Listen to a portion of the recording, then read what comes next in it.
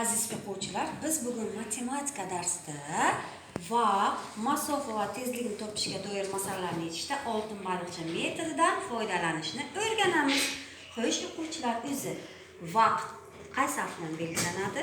Gulnora? Vaqt C harfi bilan. Masofa-chi? C harfi bilan belgilanadi. Barakalloh. Xo'sh, tezlik? Muhammadjon? B bilan. B harfi. Biz masalada masofa noma'lum bo'lsa, qaysi formuladan foydalanamiz, Shahnoza? Vaqtni ko'paytiramiz tezlikni. Barakalloh. Tezlik noma'lum bo'lsa-chi, Anvar? Masofani vaqtga bo'lamiz. Barakalloh. Agar masofa noma'lum bo'lsa-chi? Masofani bo'lamiz tezlikka. Barakalloh. Xo'sh, o'quvchilar, oltin baliqcha o'zi qanday ertak edi? Oltin baliqchaning roli qanday edi bu ertakda? Qani kimning esida, Durdona? Tilaklarni bajarish. Barakalloh. Uning rangi qanday? Qani, Aziza? Tillar hamda. Shaklichi? Farzona? Oval shaklida edi.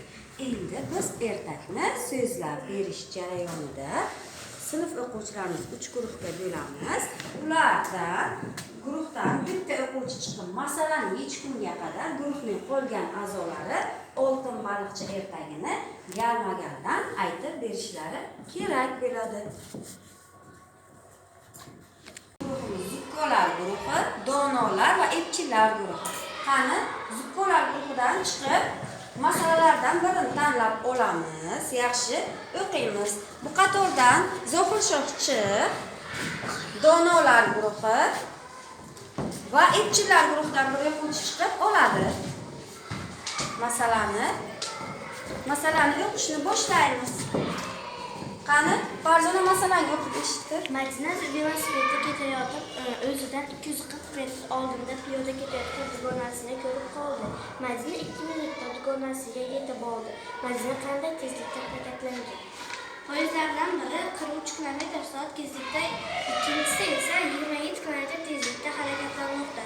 Agar poyezdlardan shunday tezlikda harakatlanishda davom etsa, 6 soatda ularning har biri qanday masofani bosib o'tadi? Salima velosipedda 240 km masofani bosib o'tmoqchi.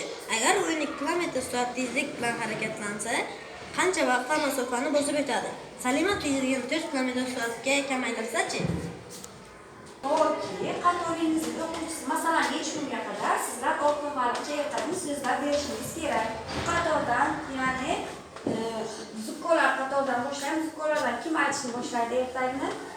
Aziza? Muhammadjon? Qurbon ekan bir yoshda qadim zamonda bir chol bilan bir kampir bo'lgan ekan.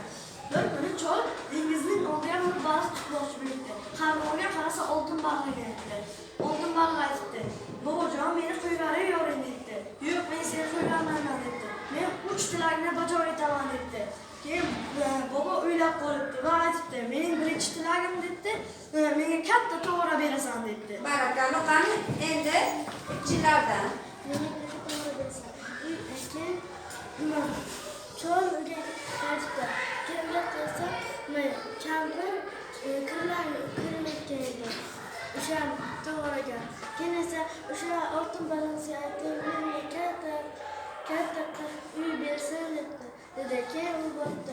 "Menga katta qasrda uy bergan" dedi. Barakalloh. Qani? Katta chol oltin baliqning oldiga bordi. "Menga katta uy ber" dedi. Keyin esa undan keyin kampir aytdi: "Oltin baliqqa ayt, men qirolicha bo'lmoqchiman" dedi. Keyin u cholning oldiga dengizga boribdi va oltin baliqdan so'rabdi va uning tilagini bajardi. Barakalloh. Sizlar beringizcha o'quvchilarimiz ham masalalarni yechib bo'lishdi. Barakalloh. Farzona, sen nimani topding? Tezlikni. Barakalloh. Xo'sh, Zohir Shoh to'g'ri. Xo'sh, Anvarjon? Xo'sh. Yaxshi. Anvar, sen qara. 8 agar U soatiga 8 kilometr soat tezlik bilan yursa, qancha vaqtda bosib o'tadi masofani? Shuni topsan, to'g'ri. Yaxshi. Endi uchala qatorimizni o'quvchilar ham to'g'ri yechganligi uchun oltin baliqchani qo'y soatlari bilan taqdirlaymiz. Barakalloh.